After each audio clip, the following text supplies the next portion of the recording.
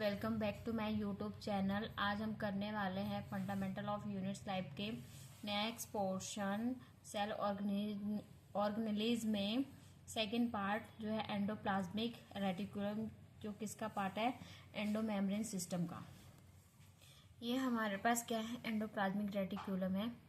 ये हमारा क्या है, ये हमारा न्यूक्लियस है। न्यूक्लियस भी ये इन आउटर लेयर है और ये इनर मेम्ब्रेन। यहाँ पे इसके जो डॉट डॉट लाइन से मैंने रिप्रेजेंट किया, ये क्या है, न्यूक्लियर एनवलप।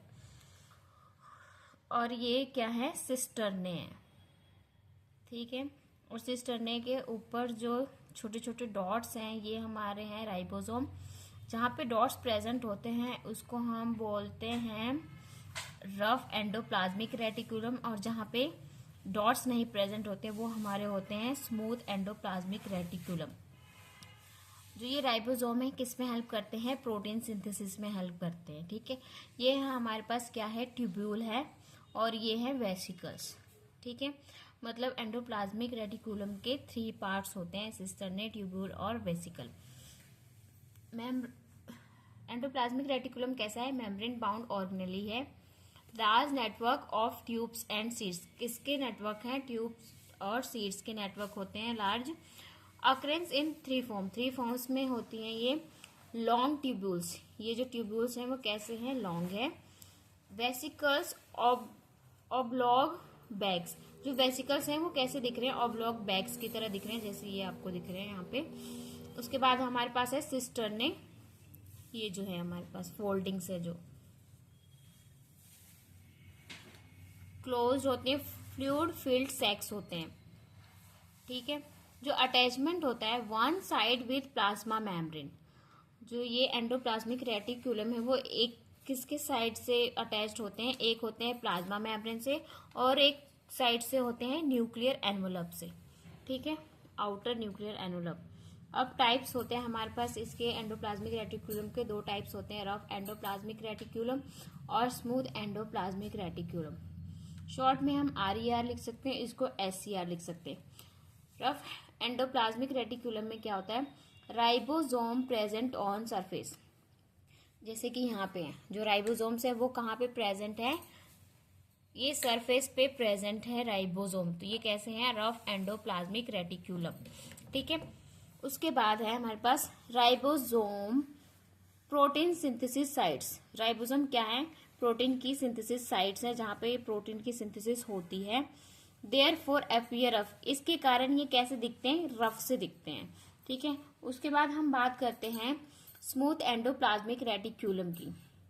इसमें क्या होता है, राइबोसोम जो है वो कैसे होते हैं, एब्सेंट होते हैं, इसमें प्रेजेंट नहीं होते हैं, इसलिए जो इनकी अपीयरेंस होती है वो बहुत ही स्मूथ सी होती है। उसके बाद हम करेंगे इसके फंक्शन के बारे में कि फंक्शन क्या क्या होता है एंडोप्लाज्मिक रेटिकुलम का।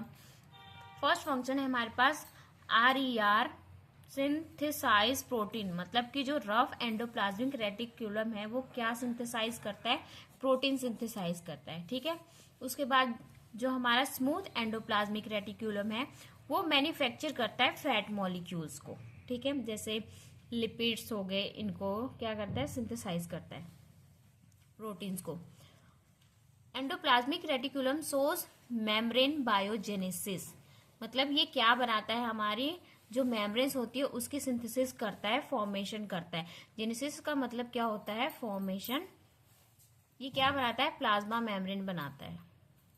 उसके बाद है हमारे पास protein and lipids act as hormones and enzyme, जो प्रोटीन है और लिपिड है, मतलब जिससे ये राइबोसोम क्या बना रहा है, प्रोटीन, और SCR क्या बना रहा है, फैट मॉलिक्यूल्स या फिर लिपिड, वो कैसे काम कर रहे हैं, हार्मोन और एंजाइम की तरह काम कर रहे हैं, ठीक है।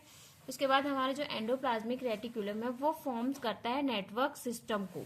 कैसे, आप नेटवर्क सिस्टम बना हुआ है, ये इधर से इधर या ऐसे ऐसे क्या एक नेटवर्क बन रहा है, ठीक है। जो एंडोप्लाज्मिक रेटिकुलम है वो serve channel for transport of material between cytoplasm and nucleus, मतलब कि जो एंडोप्लाज्मिक रेटिकुलम है वो कैसे सर्व एक चैनल की तरह काम कर रहा है, ट्रांसपोर्ट करने के लिए मटेरियल को, किसके बीच में, साइटोप्लाज्म और न्यूक्लियस और इसके बीच में जो भी है साइटोप्लाज्म, इसके बीच में क्या होगा, मटेरियल का ट्रांसफर होगा यहाँ से कहाँ से, न्यूक्लियर एनवलप से ये प्लाज्मा मेम्ब्रेन की ओर जो ट्रांसपोर्ट होगा मटेरियल्स का, उसको भी ये चैनल की तरह काम करता है।